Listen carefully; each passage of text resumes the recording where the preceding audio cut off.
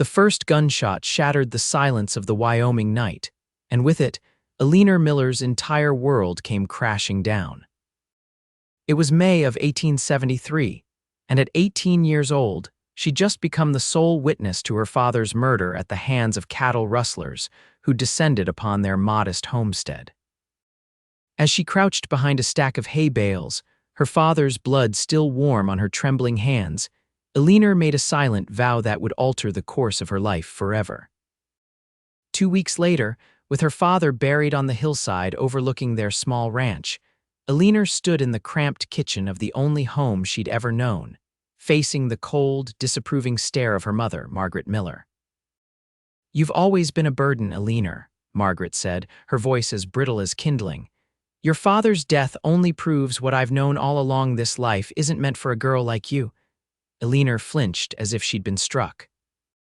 Her mother had never been warm, but since her father's death, the woman had become outright cruel. "I can manage the ranch," Eleanor insisted, pushing a strand of chestnut hair behind her ear. "Pa taught me everything I need to know." Margaret laughed, a harsh sound devoid of humor. "A woman running a cattle ranch, you can barely manage to cook a proper meal." "No, I've made arrangements. I'm selling the ranch to the Cowboy brothers and moving to Denver to live with my sister. As for you," she paused, her lips thinning into a line, "you'll be joining the Tompkins household as a domestic." "A servant," Eleanor gasped, "in the home of the very men who have been trying to force Pa off this land for years." "It's done," Margaret replied, turning away. "They'll be here tomorrow to collect you. Pack your things, and Eleanor," she looked over her shoulder, her eyes cold, "try not to be such a burden on them." That night, with nothing but a small carpet bag containing her mother's locket, a faded daguerreotype of her father, 2 dresses, and what little money she'd managed to save, Eleanor slipped away from the ranch. She couldn't bear the thought of serving the family whose greed had likely motivated her father's murder, even if she couldn't prove it. The nearest town, Willow Creek, was 15 miles away, and Eleanor set out with only the stars to guide her. She'd barely made it 5 miles when the skies opened up, turning the dirt path into a muddy river. Her boots sank deeper with each step, the hem of her dress becoming saturated with mud as the wind whipped mercilessly around her. By the time the first rays of dawn broke through the clouds, Eleanor was exhausted, drenched, and hopelessly lost. The carpetbag felt like it was filled with stones, and her legs trembled with each step. In the distance, she could make out a small cabin with smoke curling from the chimney. With her last ounce of strength, she staggered toward it, praying whoever lived there would offer her shelter, if only for a moment. She never made it to the door. The world tilted sideways, the ground rushing up to meet her as darkness claimed her consciousness. Vaughn Reed had been tracking the mountain lion that had been preying on his cattle for 3 days when the storm hit. He'd made it back to his cabin just as the worst of it unleashed, spending the night listening to rain pound his roof like 1,000 angry fists. At first light, he stepped onto his porch, surveying the damage to his small ranch when he spotted what looked like a bundle of wet clothes collapsed at the edge of his property. It wasn't until he got closer that he realized it was a woman. "Miss," he knelt beside her, gently turning her over. She was young, maybe 18 or 19, with a face that even mudded and pale seemed to hold a kind of quiet strength. "Can you hear me?" Her eyelids fluttered, revealing eyes the color of maple syrup before closing again. Vaughn didn't hesitate. He scooped her into his arms, surprised at how little she weighed, and carried her toward his cabin. "Hold on, miss," he murmured. "I've got you." Eleanor drifted in and out of consciousness, aware only of strong arms carrying her and a deep voice that somehow made her feel safe for the first time in weeks. When she finally came fully awake, she was lying on a narrow bed beneath a patchwork quilt that smelled of pine and wood smoke. The room was small but neat, with a fireplace crackling cheerfully nearby. She attempted to sit up, but a wave of dizziness forced her back down. "Easy there," came a voice from the doorway. "You've had a rough go of it." Eleanor turned to see a man leaning against the doorframe, arms crossed over his chest. He was tall, with broad shoulders and a lean frame hardened by physical labor. His face was tanned from the sun, with a strong jaw shadowed by stubble. But it was his eyes that caught her attention, a startling blue, like the Wyoming sky after a storm. "Who are you?" she managed, her voice raspy. He crossed to a small table, poured water from a pitcher into a cup and brought it to her. "Vaughn Reed, this is my ranch. Found you passed out at the edge of my property." He helped her sit up enough to drink. "Want to tell me what a young woman is doing wandering alone in a storm?" Eleanor sipped the water gratefully. "I'm Eleanor Miller. I was trying to get to Willow Creek." "That's still 10 miles from here," Vaughn said, taking the empty cup.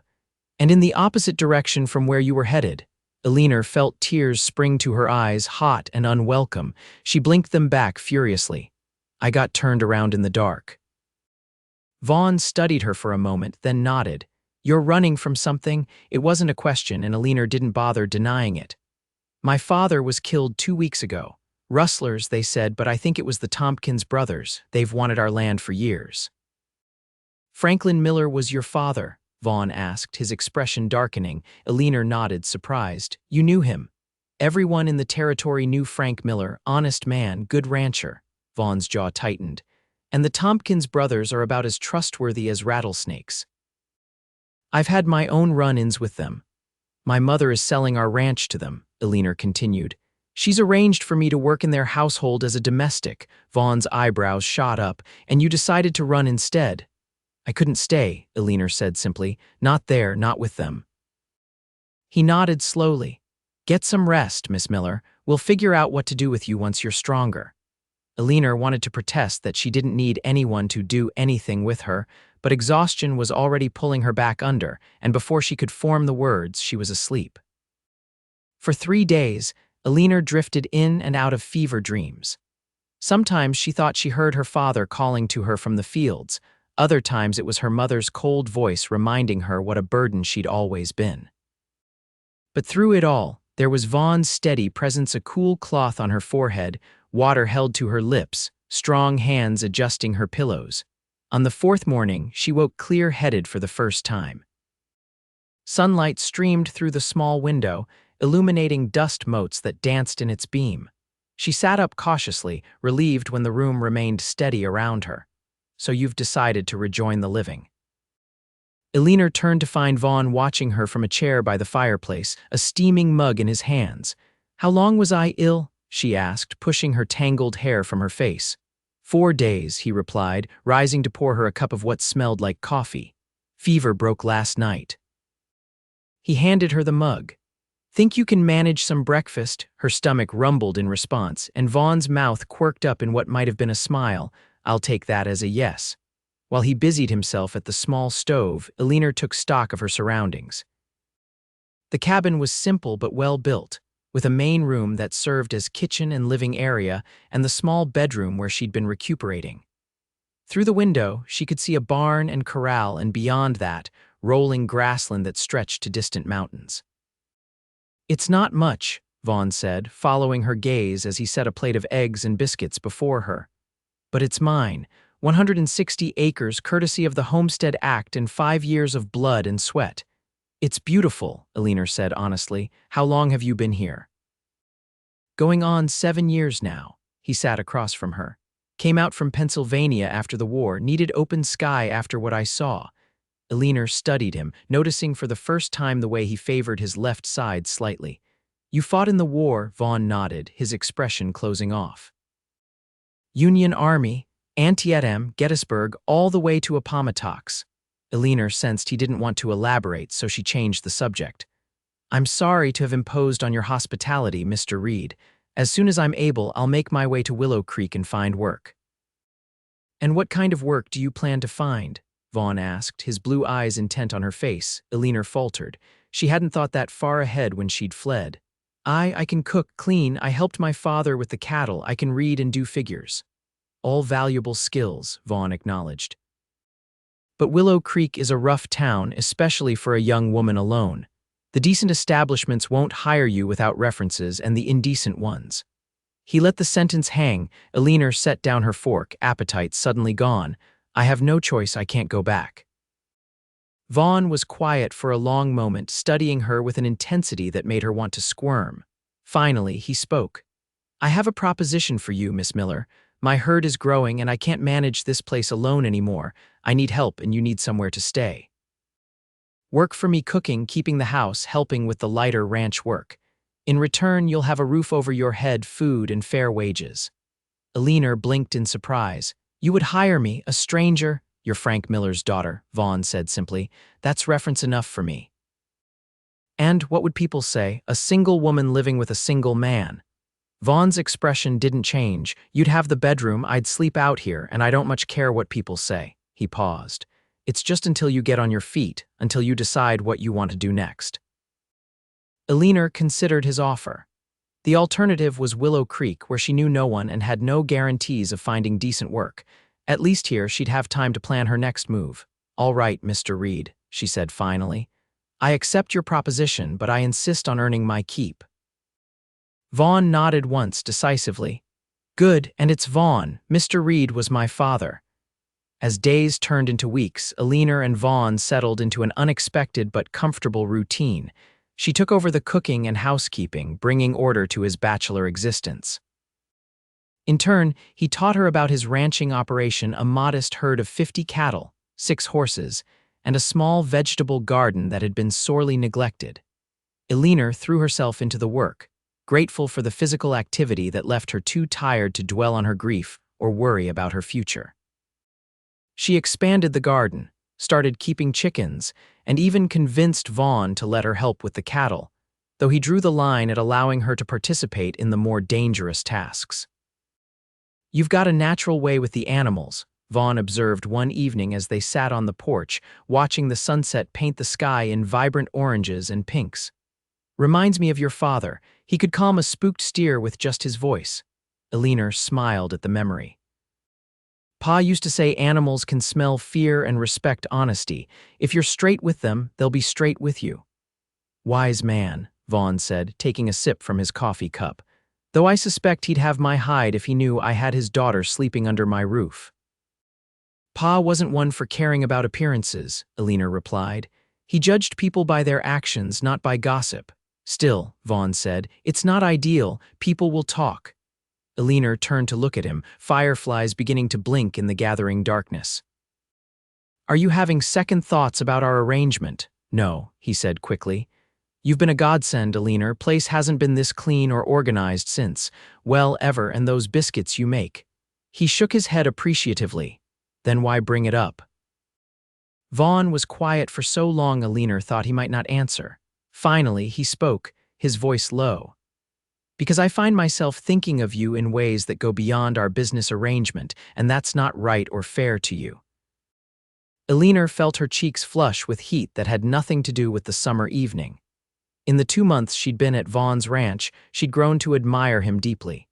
He was quiet but kind, strong but gentle, and sometimes she caught him looking at her with an expression that made her heart race. But she'd attributed it to her own foolish fancy, never imagining he might feel the same. I don't know what to say," she admitted. Vaughn stood, setting his cup on the porch rail. "You don't need to say anything. I shouldn't have spoken. Forget I mentioned it. And if I don't want to forget." Eleanor asked, surprising herself with her boldness. Vaughn turned to her, his expression guarded. "Eleanor, I'm not a child, Vaughn. I'm 18 years old. I've lost my father, been abandoned by my mother, and started a new life on my own terms. I think I'm capable of knowing my own mind and heart." "And what do they tell you?" he asked quietly. Eleanor rose to stand before him. "That you are the most honorable man I've ever known, besides my father, that I feel safe with you in a way I've never felt with anyone else. That when you look at me, I feel seen, truly seen." Vaughn's hands curled into fists at his sides as if he was physically restraining himself. "You're vulnerable right now, grieving. I won't take advantage of that." "You're not taking advantage of anything," Eleanor insisted. "I'm offering friendship, perhaps in time something more, but I'm not asking for promises or declarations, Vaughn, just honesty." The tension in his shoulders eased slightly. "Honesty I can do." He took a deep breath. "Honestly, Eleanor Miller, you've turned my quiet, ordered life upside down. You talk to my horses and name my chickens. You've planted flowers by my front steps and hung curtains in windows that have been bare for 7 years.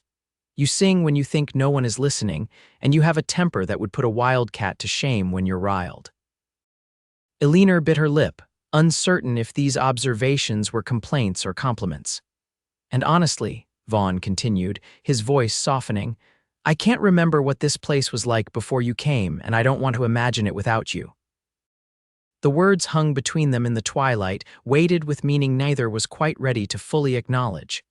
Then we continue as we are, Eleanor said finally. Working together, getting to know each other better, and we see where the path leads us. Vaughn nodded slowly. I can agree to that. As summer faded into autumn, the nature of their relationship shifted subtly. Vaughn began teaching Eleanor to shoot, insisting she know how to protect herself. Their hands would brush as he adjusted her grip on the rifle, lingering perhaps a moment longer than necessary. They took to riding together in the evenings, exploring the boundaries of his land, sometimes talking for hours, other times comfortable in shared silence. One crisp October morning, Vaughn announced he needed to make a trip to Willow Creek for supplies. I'll come with you, Eleanor offered immediately, eager to see the town she'd been trying to reach the night Vaughn found her. He hesitated. It's a rough place, Eleanor. All the more reason I should become familiar with it, she countered. I can't hide out here forever, protected from the world. Vaughn looked like he wanted to argue but finally nodded. All right, but stay close to me, and if I tell you to do something, you do it without question. Understood? Yes, sir, Eleanor replied with a mock salute that earned her a reluctant smile. The ride to Willow Creek took most of the morning. As they crested the final hill, Eleanor got her first glimpse of the town, a single main street lined with false-fronted buildings. A church steeple rising at one end, the glint of glass windows reflecting the midday sun. It's bigger than I expected, she admitted as they rode down the dusty main street. Grew fast after they found silver in the mountains, Vaughn explained. Boom town. Brings all kinds miners, merchants, gamblers, gunslingers. They tied their horses outside the general store, and Eleanor followed Vaughn inside, inhaling the familiar scents of coffee, tobacco, and leather. The storekeeper, a balding man with spectacles perched on his nose, looked up at their entrance. Vaughn Reed, he exclaimed. About time you showed your face in town, beginning to think you'd turned hermit for good. His curious gaze shifted to Eleanor. And who might this lovely young lady be? Eleanor Miller, Vaughn said. She's working at my ranch. Eleanor, this is Herbert Jenkins, purveyor of overpriced goods and town gossip. Herbert chuckled. Don't pay him no mind, Miss Miller. I'm the soul of discretion and my prices are as fair as shipping costs allow. He squinted at her. Miller, you say? Any relation to Frank Miller who had that spread over by Elk Creek? My father, Eleanor confirmed, a lump forming in her throat. Herbert's expression sobered. Terrible business that, fine man, your father, everyone in these parts respected him. He shot a meaningful look at Vaughn. You do well to watch yourself, miss. Those responsible are still at large from what I hear. Eleanor felt Vaughn stiffen beside her. We need supplies, Herbert, he said, changing the subject. I've got a list. While Vaughn handled the business of provisioning, Eleanor wandered the store, examining bolts of fabric and jars of candy with the wonder of someone who hadn't seen such things in months. She was studying a display of ribbons when the bell over the door jangled and 3 men entered, their spurs clinking against the wooden floor. Well, a voice drawled. Isn't this a pleasant surprise? Eleanor turned to find herself face to face with Emmett Tompkins, flanked by his brothers, Luther and Wyatt. Her blood ran cold as Emmett's eyes traveled over her, a slow smile spreading across his face. Miss Miller, he said, tipping his hat. Your mother's been beside herself with worry. Imagine our surprise when she came to us in tears, saying you'd run off in the night. My mother sold me to you like cattle, Eleanor said, lifting her chin. I chose a different path. Luther Tompkins stepped forward, his hand moving to rest on the pistol at his hip. Now, that's not a very gracious way to speak of your dear mama. She was only thinking of your welfare. Is there a problem here? Vaughn's quiet voice cut through the tension like a knife. He moved to stand beside Eleanor, close enough that she could feel the heat radiating from his body. No problem, Emmett said, his smile not reaching his eyes. Just catching up with an old friend. Miss Miller's mother arranged for her to work in our household, but the ungrateful girl ran away instead. Seems to me a woman has the right to choose her own employment, Vaughn replied evenly. When she's of age, perhaps, Wyatt Tompkins interjected, but Miss Miller is just 17, a minor under her mother's authority. I'm 18, Eleanor protested. My birthday was in March. That's not what your mother told us, Luther said with a shrug. And without a father, her word is law. Eleanor felt a chill run through her. If they convinced people she was underage, they could legally force her to return to her mother's custody and by extension to them. Vaughn's hand came to rest lightly on the small of her back, a gesture of support that didn't go unnoticed by the Tompkins brothers. I see how it is, Emmett said, his expression darkening. You've taken up with Reed here. Tell me, does he know you're promised elsewhere? I'm promised nowhere, Eleanor said firmly, and I'm exactly where I choose to be. The tension in the store had become palpable, Herbert Jenkins nervously polishing his spectacles behind the counter. Perhaps we should continue this discussion another time, Vaughn suggested, though his tone made it clear it wasn't really a suggestion. Oh, we'll definitely be continuing this, Emmett agreed, his eyes hard. Count on it, Reed. He tipped his hat mockingly. Miss Miller, always a pleasure. I'm sure we'll be seeing you real soon. The brothers backed out of the store, their eyes never leaving Vaughn and Eleanor until the door swung shut behind them. I think we'd best conclude our business quickly, Vaughn murmured to Herbert, who nodded vigorously. Those boys mean trouble, the storekeeper said as he hastily packed their supplies. Always have. Their daddy was a claimed jumper and worse, and the apples didn't fall far from that tree. Eleanor was trembling, though whether from fear or anger she couldn't tell. They're the ones who killed my father, I know it. Suspecting and proving are different matters, Vaughn said quietly, but I believe you. They left Willow Creek immediately, despite Vaughn's original plan to stay for dinner at the hotel. They rode hard, both scanning the trail behind them periodically, though there was no sign of pursuit. They won't let this go, Eleanor said as they neared the ranch. They want my father's land and they see me as part of the package. Why are they so set on your land specifically? Vaughn asked.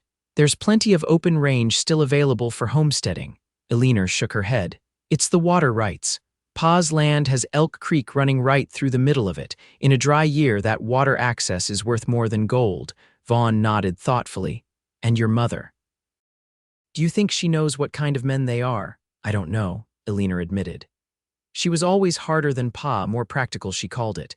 After he died, it was like something in her just closed off.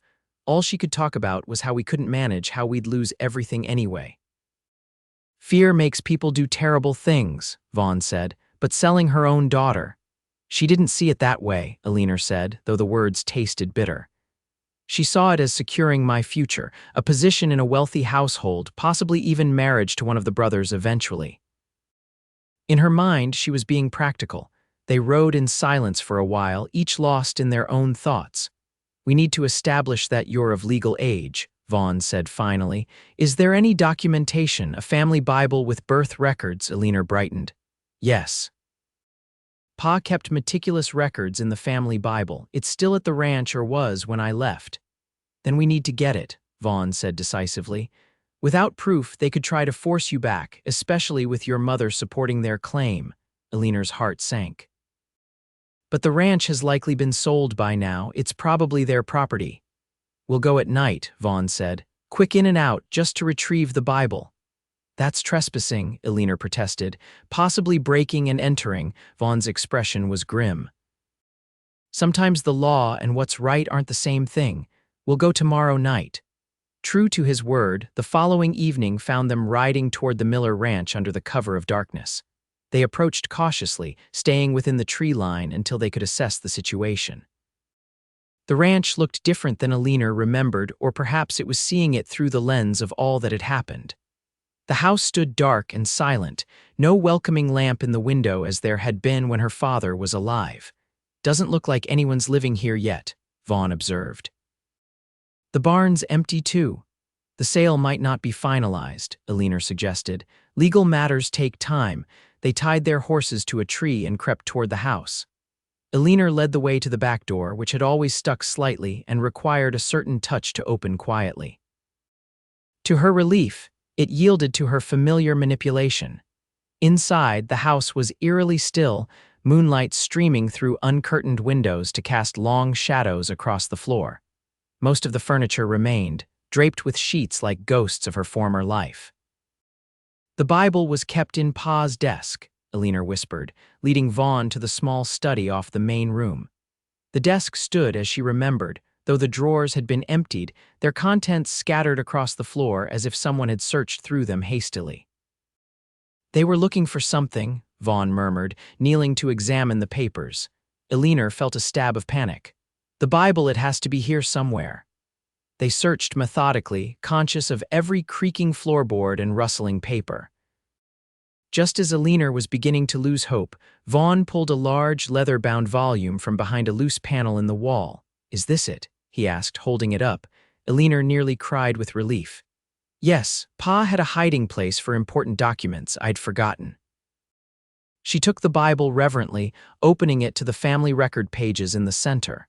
There, in her father's neat handwriting, was the entry.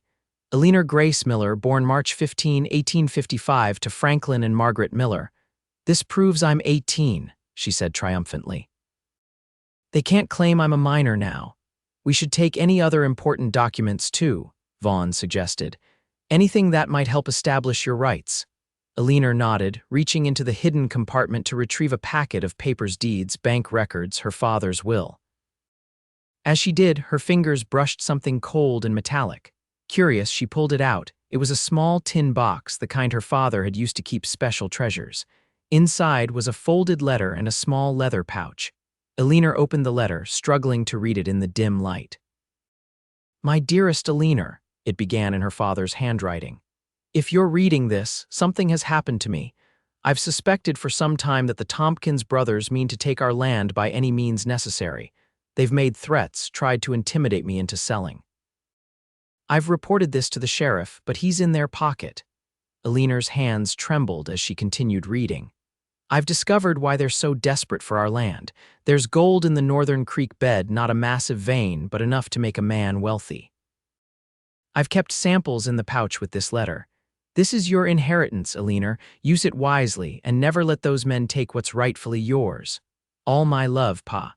She opened the pouch with shaking fingers, tipping several small, gleaming nuggets into her palm.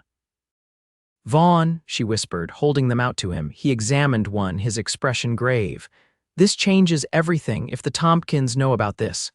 It explains why they wanted our land so badly," Eleanor said. "Why they?" She couldn't finish the sentence. "Why they killed your father," Vaughn completed grimly. "And why they're so intent on getting you back. They need control of this land legally without raising suspicions." A sudden noise from outside froze them both. Vaughn moved swiftly to the window, peering out cautiously. "Riders," he said tersely. "3 of them, we need to go. Now." Eleanor hastily gathered the Bible, the letter, and the pouch, stuffing them into a saddlebag Vaughn had brought. They slipped out the back door just as the sound of horses reached the front of the house. "Move quickly but quietly," Vaughn instructed, guiding her toward where they'd left their horses. They had almost reached the tree line when a shout went up behind them. There, by the trees, a gunshot cracked through the night, the bullet splintering bark inches from Eleanor's head. Vaughn pushed her down behind a fallen log, drawing his revolver. "Stay down," he ordered, firing back toward the house. Eleanor's heart hammered in her chest as more shots rang out. "We're outnumbered," she whispered. "We just need to reach the horses," Vaughn said. "On my signal, run for the trees. Don't stop, don't look back." He fired twice more, then shouted. Now Eleanor ran, her lungs burning, branches whipping at her face as she plunged into the darkness of the forest. She could hear Vaughn behind her, returning fire periodically to slow their pursuers. They reached the horses, scrambling to untie them and mount up. "Head east," Vaughn instructed as they spurred their mounts forward. "Toward the river, we can lose them in the cottonwoods." They rode hard through the night, the sounds of pursuit gradually fading behind them. By the time they reached the river, their horses were lathered with sweat, sides heaving. "I think we lost them," Vaughn said, reining in to listen, "but they'll keep looking." Eleanor nodded, too breathless to speak. The reality of what they'd discovered was still sinking in. Her father had been murdered for gold, and the Tompkins brothers would stop at nothing to get what they wanted. "What do we do now?" she asked when she'd caught her breath. Vaughn's expression was resolute in the moonlight. "We take this to someone who can help. There's a federal marshal in Cheyenne who isn't on the Tompkins payroll. With your father's letter and the gold as evidence, we might be able to build a case against them." "Cheyenne is 3 days' ride," Eleanor pointed out. "Then we'd best get started," Vaughn replied. "But first, we need to rest the horses and ourselves. I know a place nearby where we can hole up until morning." The place turned out to be a small line cabin, used by cowboys during the spring and fall roundups, but empty now. It was little more than a single room with a fireplace, rough bunks built into the wall, and a rickety table, but it offered shelter and safety. Vaughn built a small fire while Eleanor tended to the horses. When she returned, he had coffee boiling and had laid out some jerky and hardtack from his saddlebags. "It's not much of a meal," he apologized. "It's perfect," Eleanor assured him, sitting cross-legged by the fire. The events of the night had left her physically exhausted but mentally alert, her thoughts racing. "Do you think the marshal will believe us?" she asked, accepting a tin cup of strong coffee. Vaughn considered this. "Marshal Bennett is a fair man. The evidence is compelling: your father's letter, the gold samples, the fact that the Tompkins were so desperate to get control of your land. It might be enough. And if it's not," Vaughn's eyes met hers across the flames, "then we'll find another way. I won't let them hurt you, Eleanor." The intensity in his voice made her breath catch. "Why are you doing this, Vaughn, taking such risks for me?" He was quiet for a long moment, staring into the fire. "When I came back from the war," he finally said, "I was broken. Not just my body," he gestured to his left side, where Eleanor knew he carried scars, "but something inside me. I'd seen too much death, too much cruelty. I came west looking for solitude, for a place where I could forget." He looked up at her, his blue eyes reflecting the firelight. "And I found it for a while. Built my ranch, worked from sunrise to sunset, exhausted myself so I could sleep without nightmares. But it was a half-life, empty, until you stumbled onto my land that stormy night." Eleanor felt tears prick at her eyes. "I was just a burden. Another problem for you to solve." "No," Vaughn said fiercely. "Never that. You brought life back to a place that had forgotten what living felt like. You reminded me that there are things in this world worth fighting for, worth protecting." He hesitated, then added softly, "Your mother called you a burden, Eleanor, but to me, you're a gift I never expected to receive." Eleanor moved around the fire to kneel beside him, taking his hand in hers. "I was so lost that night. Scared and alone and certain I'd made a terrible mistake in running away, but finding you, it wasn't a mistake, it was fate." Vaughn raised his free hand to brush a strand of hair from her face, his touch feather light. "I don't know if I believe in fate. But I do believe in courage and resilience, and the kind of strength that allows a young woman to forge her own path, despite everyone telling her she can't." Eleanor leaned into his touch, her heart beating so hard she was certain he must hear it. "And I believe in second chances, and in men who fight their own demons every day but still find room in their hearts to protect others." The space between them seemed charged with electricity, the air thick with words unspoken but felt deeply. Vaughn's gaze dropped to her lips, a question in his eyes. Eleanor answered by closing the distance between them, pressing her lips to his in a kiss that began tentatively but quickly deepened into something urgent and consuming. His arms encircled her, drawing her closer, and she marveled at how perfectly she fit against him, as if they'd been carved from the same piece of wood, separated and finally reunited. When they finally broke apart, both breathless, Vaughn rested his forehead against hers. "I've wanted to do that since the first time I saw you smile," he admitted. "Why did you wait so long?" Eleanor asked, her fingers tracing the line of his jaw. "Because you deserved time," he said simply. "Time to grieve, to heal, to be certain of what you wanted." "I'm certain now," Eleanor whispered. "Whatever happens tomorrow or the next day or the day after that, I want to face it with you." Vaughn kissed her again, gentle and sweet. "Then you will, I promise." They spent the night in the line cabin, sharing one of the narrow bunks, talking in hushed voices about their pasts, their dreams, their fears. Sometime before dawn, they drifted into sleep, Eleanor's head tucked against Vaughn's shoulder, his arm protectively around her. They woke to the sound of birds and the soft golden light of morning filtering through the cabin's single window. For a moment, Eleanor allowed herself to imagine this was just another day, that they were back at Vaughn's ranch with nothing more pressing to worry about than chores and cattle. But reality intruded quickly. They had a long journey ahead and dangerous men likely in pursuit. "We should get moving," Vaughn said, pressing a kiss to her temple before rising from the bunk. "We've got a hard ride to Cheyenne."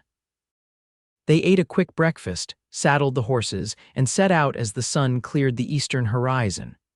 Vaughn set a steady pace, not so fast as to exhaust their mounts but quick enough to cover ground efficiently. They stuck to less traveled trails, avoiding the main roads where they might be spotted. By midday, they'd put considerable distance between themselves and Willow Creek. They stopped briefly to rest the horses by a small stream, sharing jerky and the last of the hardtack. "We'll reach the Weber homestead by nightfall," Vaughn said, studying the terrain ahead. "Old Hans Weber is a friend. He'll give us a place to sleep and fresh supplies." Eleanor nodded, grateful for Vaughn's knowledge of the territory and its people. "Do you think the Tompkins will guess we're heading to Cheyenne?" "Eventually," Vaughn admitted. "But they'll check the usual places first, my ranch, Willow Creek. By the time they figure out our actual destination, we'll have a good lead." They remounted and continued east, the landscape gradually changing from rolling grasslands to more rugged terrain.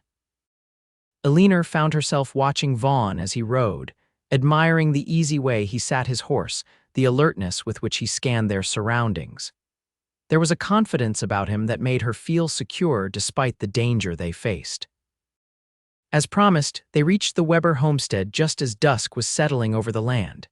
It was a modest place, a sturdy log house, a well-maintained barn, and fields of wheat stretching toward the horizon. Smoke curled invitingly from the chimney, and lantern light gleamed from the windows. Hans Weber himself came out to greet them, a stocky man with a shock of white hair and a beard to match. He embraced Vaughn like a long-lost son and welcomed Eleanor with courtly old-world manners that made her smile despite her exhaustion. "Any friend of Vaughn's is welcome at my table," he declared in a thick German accent. "Come, come, Marta has made stew and there is fresh bread." Inside, the house was warm and fragrant with the smell of cooking. Hans's wife, Marta, a plump woman with rosy cheeks and kind eyes, fussed over them, insisting they eat before explaining their unexpected visit. Over bowls of rich venison stew and slices of crusty bread slathered with fresh butter, Vaughn told the Webers a carefully edited version of their situation, that Eleanor was in danger from men who wanted her property, and they were seeking help from the federal marshal in Cheyenne. Hans nodded gravely. "The Tompkins brothers, yeah, bad men, everyone knows this." "You've had trouble with them?" Eleanor asked. "They tried to claim our water rights 2 years ago," Marta explained, refilling Eleanor's bowl despite her protests that she couldn't eat another bite. "Said our stream belonged to them because it eventually flows through their property. Marshal Bennett straightened them out," Hans added with satisfaction. "They have been quiet since, but they do not forget or forgive." "That's what we're counting on," Vaughn said. "Bennett is a man who believes in justice, not influence or money." After dinner, Marta showed Eleanor to a small but comfortable bedroom, providing her with a nightgown and fresh clothing for the morning. "They were my daughters," she explained. "She is married now, living in Denver with her husband and children." "Thank you," Eleanor said sincerely, "for everything." Marta patted her cheek affectionately. "Vaughn Reed is a good man, the best. If he is protecting you, there is a reason." She winked. "And if he is looking at you the way I think he is looking at you, there is a reason for that too." Eleanor blushed, earning a chuckle from the older woman as she left her to rest. Despite her exhaustion, Eleanor found sleep elusive.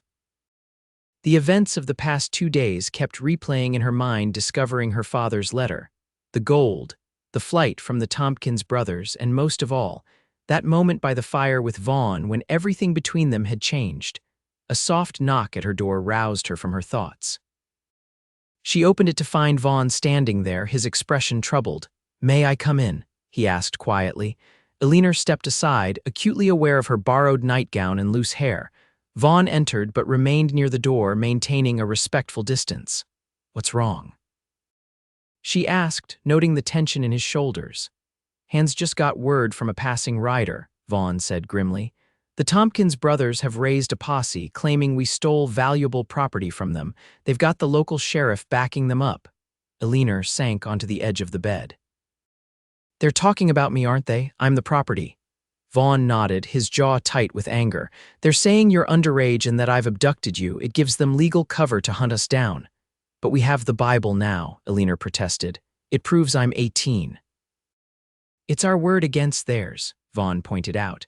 "And they've got influence with the local law. That's why we need to get to Bennett. Federal authority trumps local, especially when corruption is involved." Eleanor wrapped her arms around herself, suddenly cold despite the warm room. "So we keep running." Vaughn crossed to kneel before her, taking her hands in his.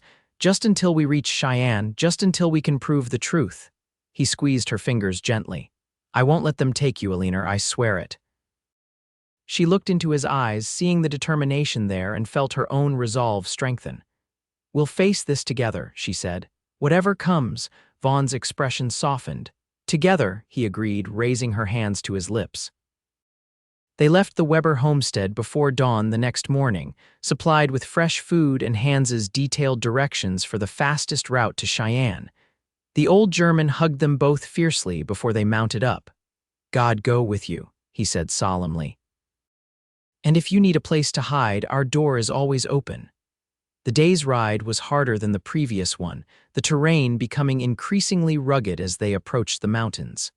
By mid-afternoon, dark clouds had gathered overhead, and the first fat raindrops began to fall. "There's a trading post about 5 miles ahead," Vaughn shouted over the rising wind. "We can shelter there until the storm passes." They urged their tired horses onward, the rain quickly becoming a downpour that soaked them to the skin. By the time the trading post came into view, a sturdy log structure with a wide porch and smoke rising defiantly from its chimney, they were both shivering and miserable. The interior of the trading post was blessedly warm, a pot-bellied stove radiating heat from the center of the room. Half a dozen men were gathered there, seeking shelter from the storm just as they were. The proprietor, a burly man with an impressive mustache, looked up as they entered.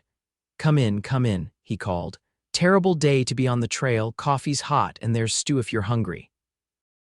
Vaughn thanked him, leading Eleanor to a small table in the corner where they could observe the room while keeping their backs to the wall. It was a defensive position, Eleanor realized, and a reminder that they were still being hunted. The other patrons, a mixture of cowboys, trappers, and what appeared to be a traveling salesman, regarded them with mild curiosity, but soon returned to their own conversations. Vaughn visibly relaxed, though his eyes continued to survey the room periodically. The proprietor brought them coffee and bowls of stew, along with cornbread still warm from the oven. "Name's McDougal," he introduced himself. "Trading post's been in my family for 20 years. You folks headed to Cheyenne?" "That's right," Vaughn confirmed, his tone neutral. "Business there."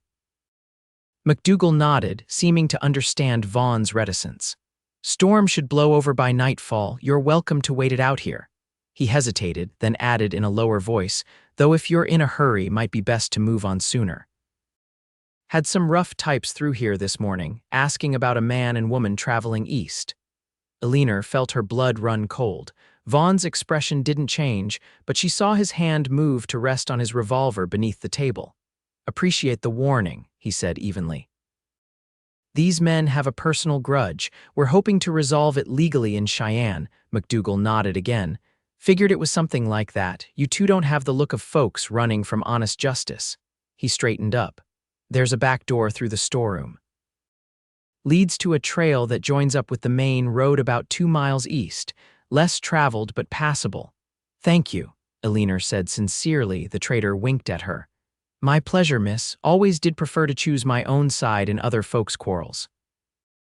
They finished their meal quickly, paid McDougal, and slipped out through the storeroom as he'd suggested. The rain had lessened to a steady drizzle, and the back trail, though muddy, was indeed passable. "That was close," Eleanor said as they rode eastward, the trading post disappearing behind them, "if they were there this morning." "They're not far behind," Vaughn agreed grimly. "We need to push harder, reach Cheyenne by tomorrow evening." They rode until well after dark, stopping only when the horses began to stumble with exhaustion. They made a cold camp in a small grove of trees, not daring to light a fire that might be spotted. They huddled together beneath a makeshift shelter of Vaughn's slicker, sharing body heat against the night's chill. "Tell me about Cheyenne," Eleanor requested, trying to distract herself from their precarious situation. "I've never been," Vaughn's arms tightened around her. "It's growing fast." "Railhead town, lots of cattle business, government offices. Not as rough as some, but still plenty wild. There's a hotel called the Cattleman's Palace that serves the best beefsteak you've ever tasted, and a bakery run by a French woman who makes pastries that would make you weep." Eleanor smiled against his chest. "You paint a tempting picture." "When this is over," Vaughn said, his voice taking on a note of determination, "I'll take you there. We'll stay at the Cattleman's, eat French pastries for breakfast, and buy you a proper dress at Madame Renault's shop." "That sounds like a fine plan," Eleanor murmured, touched by his effort to create a future for them beyond their current danger. "And then," Vaughn continued, his voice dropping lower, "if you're willing, we could visit the courthouse while we're there." Eleanor's heart skipped a beat.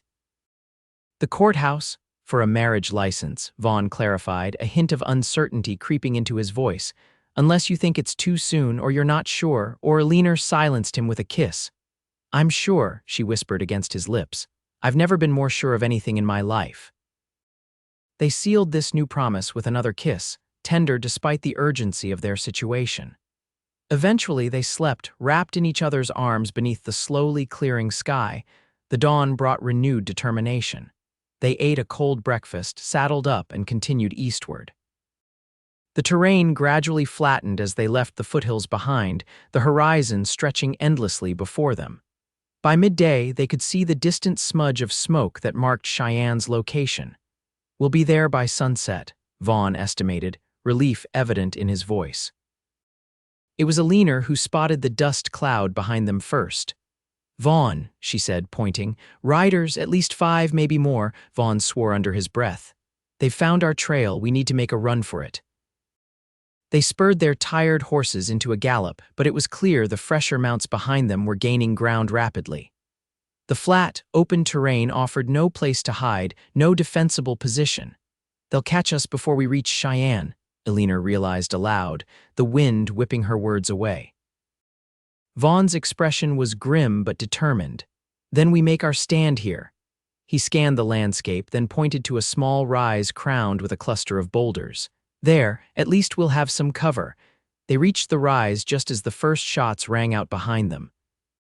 Dismounting quickly, they secured the horses behind the largest boulder and took position among the rocks, Vaughn handing Eleanor her father's rifle. "Remember what I taught you," he said. "Aim carefully and don't waste shots. We need to hold them off as long as possible."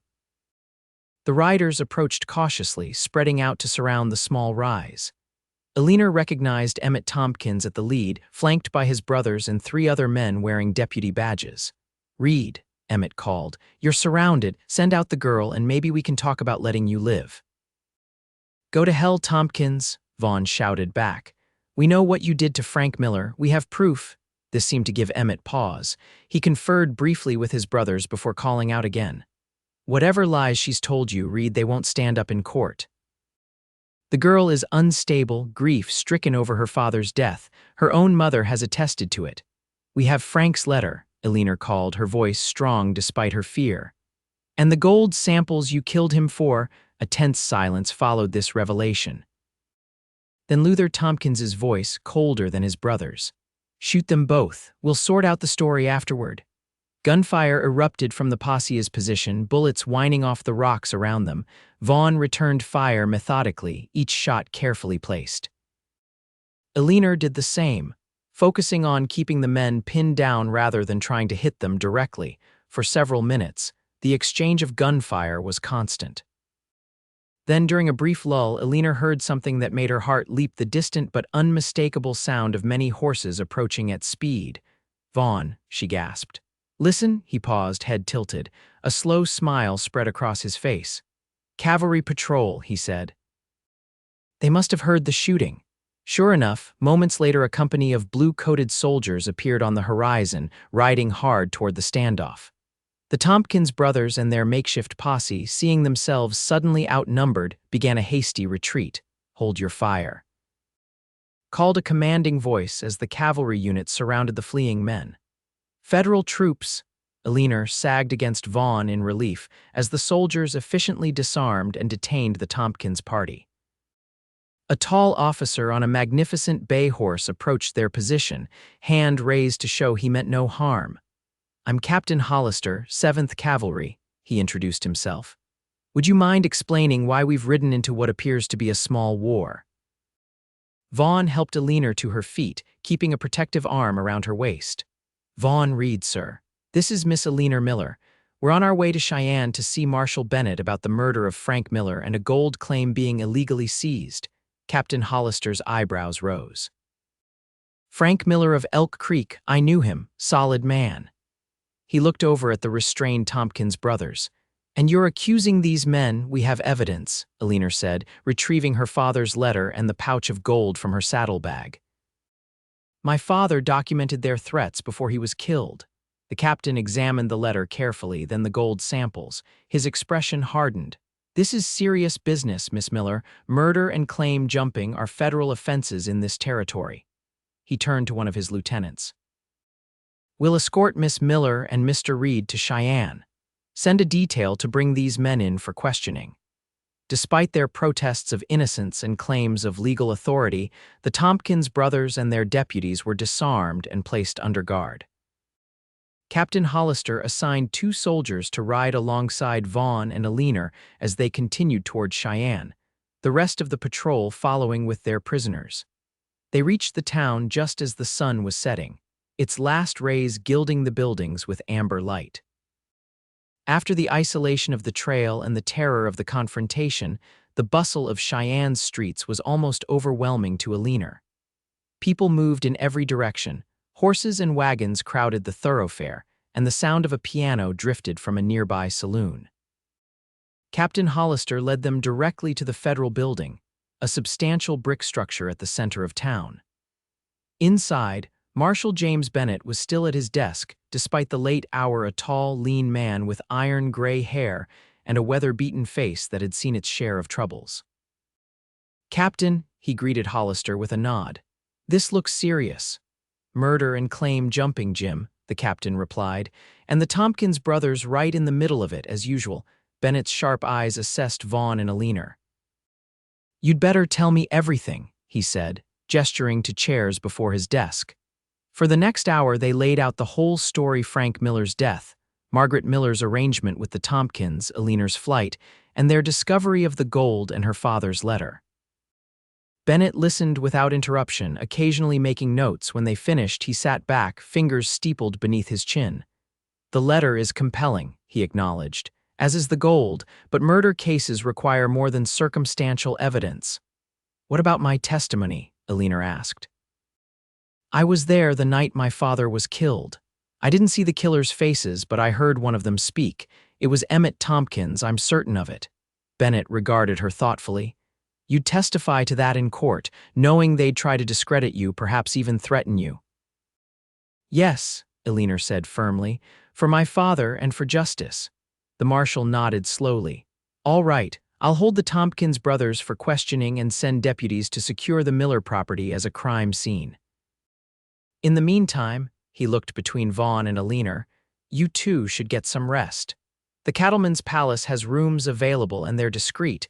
I'll need your formal statements in the morning." Outside the federal building, the night had fully descended. Cheyenne's streets now lit by gas lamps that created pools of golden light in the darkness. Eleanor felt the full weight of exhaustion pressing down on her, the adrenaline of the past days finally draining away. Vaughn must have noticed, because he wrapped an arm around her shoulders, steadying her. "Just a little further," he encouraged. "The hotel's just down the street." The cattleman's palace was grander than Eleanor had imagined, its lobby adorned with polished wood, brass fixtures, and actual carpet beneath their feet. She felt acutely conscious of her travel's stained appearance as Vaughn approached the front desk to request rooms. "Actually," he said, glancing back at Eleanor with a question in his eyes, "we'd like a suite, if one's available."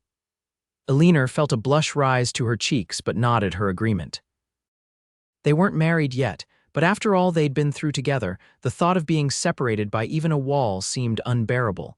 The clerk, discreet as Bennett had promised, didn't blink an eye as he handed over a key. "Suite 3, top of the stairs. Dinner is served until 10 in the dining room, or we can send something up if you prefer." "We'll dine in our room," Vaughn decided, and Eleanor was grateful. She wasn't sure she could manage polite conversation with other diners in her current state. The suite was luxurious by frontier standards, a sitting room with upholstered furniture, a separate bedroom with an actual bed, not a bunk or pallet, and a washroom with a copper tub. Eleanor stood in the center of it all, overwhelmed by the sudden transition from danger to comfort. "A bath," she breathed. "A real bath," Vaughn chuckled, the sound warming her from within. "I'll arrange for hot water while we wait for dinner," he promised, pressing a kiss to her forehead before stepping out to speak with the hotel staff. An hour later, clean for the first time in days and dressed in a borrowed robe provided by the hotel, Eleanor sat across from Vaughn at a small table by the window. The promised beefsteak was indeed the best she'd ever tasted, accompanied by potatoes, fresh vegetables, and bread still warm from the oven. "It feels like a dream," she confessed, sipping from a glass of red wine Vaughn had ordered, "to be here safe with you." "Not a dream," Vaughn assured her, reaching across the table to take her hand. "Though I'll admit there were moments on the trail when I wondered if we'd make it." "We did," Eleanor said firmly, "and now the Tompkins will face justice for what they did to my father. And after." Vaughn asked, his thumb tracing circles on her palm. "What then?" Eleanor met his gaze steadily. "You mentioned the courthouse earlier, a marriage license." "I did," Vaughn confirmed, a hint of uncertainty in his voice. "But that was before all this, before you knew about the gold." "Your father's land is valuable, Eleanor. You could sell it, move to Denver or even San Francisco. Live a life of comfort, meet people more suitable than a scarred ex-soldier with a small cattle ranch." Eleanor withdrew her hand from his, but only to rise and move around the table, kneeling beside his chair. "Vaughn Reed," she said, taking his face between her hands, "listen to me carefully. I don't want Denver or San Francisco. I don't want suitable men or a life of idle comfort. I want you. I want our ranch, yes, ours, because that's how I already think of it. I want to wake up every morning to your face, to work beside you, to build something that's ours together." Vaughn's eyes, those incredible blue eyes that had captivated her from the first, searched hers. "You're sure?" "Even knowing you could have more." "I couldn't have more," Eleanor insisted. "Because what I have with you is everything I've ever wanted: respect, partnership, purpose, and love." She smiled, stroking his cheek. "Because I do love you, Vaughn Reed, with all my heart." Vaughn closed his eyes briefly, as if absorbing a physical blow. When he opened them, they shone with an emotion so powerful it took Eleanor's breath away. "I love you too," he said, his voice rough. "From that first night, when you looked at me with those determined eyes, refusing to be a victim despite everything you'd been through. My brave, beautiful Eleanor." He stood, bringing her up with him, and kissed her with a tenderness that made her heart ache. "Marry me," he whispered against her lips. "Tomorrow, if Bennett can spare us long enough to visit the courthouse." "Yes," Eleanor agreed without hesitation. "Tomorrow and all the tomorrows after." The trial of the Tompkins brothers became the sensation of the Wyoming territory. Eleanor's testimony, combined with her father's letter and the gold samples, was damning evidence. But what sealed their fate was the unexpected testimony of their own men deputies, who, faced with accessory charges, revealed the brothers' plan to seize the Miller property and its gold deposits. Justice was swift in the frontier. Emmett and Luther Tompkins were sentenced to hang for the murder of Frank Miller. Wyatt, who had not been present at the killing, received 20 years for conspiracy and claim jumping. Their assets were seized, including the properties they'd acquired through intimidation over the years. Margaret Miller, when confronted with the truth of her husband's murder and her daughter's near fate, broke down completely. She admitted to being coerced by the Tompkins brothers who had threatened her after Frank's death. Eleanor, despite everything, couldn't find it in her heart to hate her mother. She arranged for Margaret to receive treatment at a sanitarium in Denver, paid for with a small portion of the proceeds from the gold claim. As for Eleanor and Vaughn, they were married the day after giving their statements to Marshal Bennett, in a simple ceremony at the Cheyenne courthouse. Captain Hollister stood as witness, along with the marshal himself. Eleanor wore a new dress from Madame Renault's shop sage green to match her eyes. Vaughn had insisted and carried a bouquet of wildflowers gathered by the hotel's kitchen maid that morning. "You're the most beautiful bride this territory has ever seen," Vaughn whispered as they exited the courthouse into the bright Wyoming sunshine, a gold band gleaming on Eleanor's finger. "And you're the handsomest groom," she replied, admiring her new husband in his store-bought suit. "Though I think I prefer you in your ranch clothes." Vaughn laughed, a carefree sound she was hearing more frequently as the shadow of danger receded. "Mrs. Reed has spoken," he declared. "Ranch clothes it shall be once we're home." Home, the word filled Eleanor with joy. After the trial concluded, they had a decision to make whether to rebuild on her father's land or return to Vaughn's ranch. In the end, they chose to sell the Miller property to a mining company for a substantial sum, using part of the money to expand Vaughn's ranch and modernize its operations. "Are you sure?" Vaughn had asked. "That land has been in your family." "The land isn't what matters," Eleanor had told him. "It's the memories I carry with me and the future we build together." That future began in earnest on a crisp autumn morning, 6 months after they'd fled the Miller ranch in the night. Eleanor stood on the porch of their expanded home. Vaughn had insisted on adding 3 new rooms. "For the children we'll have someday," watching her husband work with a new colt in the corral. They had twice as many cattle now, improved pastureland, and hired hands to help with the larger operation. But more importantly, they had each other, and a love that had been forged in fire and danger and emerged stronger for it. Vaughn looked up, catching sight of her on the porch. He secured the colt and strode toward her, hat in hand, that familiar smile lighting his face. "What are you thinking about, Mrs. Reed?" he asked, climbing the steps to stand before her. "You've got that look."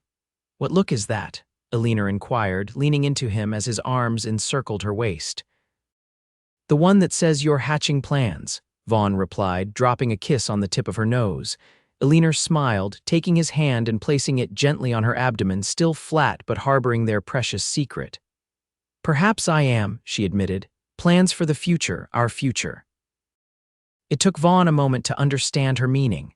When he did, his eyes widened, then filled with a joy so pure it made Eleanor's heart swell. "Are you certain?" he whispered, his hand splaying protectively over her midsection. Eleanor nodded. "Dr. Williams confirmed it yesterday." "We'll have a child come spring," Vaughn whooped, lifting her off her feet and spinning her in a circle before setting her down carefully, as if she'd suddenly become made of glass. "A baby," he marveled. "Our baby." "The first of many, I hope," Eleanor said, laughing at his exuberance. Vaughn's expression sobered slightly as he cupped her face in his hands. "Thank you," he said, his voice thick with emotion, "for coming into my life that stormy night, for trusting me, for loving me, for carrying our child." Eleanor turned her face to kiss his palm. "When my mother called me a burden," she said softly, "I believed her. I thought that's all I would ever be to anyone, something to be endured, tolerated." "Never," Vaughn said fiercely. "You are the light of my life, Eleanor Reed, the best part of every day. The reason I wake up smiling and go to sleep grateful." Eleanor stood on tiptoe to kiss him, pouring all her love into the gesture. "I remember what you said that first night at the Line cabin," she murmured against his lips. "My mother called me a burden, and you said, 'Then let me carry you forever,'" Vaughn completed, gathering her close. "And I meant it, Eleanor. Every day for the rest of our lives, I'll be here to share whatever weight you bear, whatever joys you celebrate, whatever sorrows you face." "Together," Eleanor agreed, resting her head against his chest, listening to the steady beat of his heart. always together. And as the Wyoming sun began its descent toward the distant mountains, casting long shadows across the land they now shared, Eleanor knew she had found not just a home or a husband, but a truth that would sustain her through all the years to come. Love, freely given and joyfully received, was never a burden but the greatest gift of all.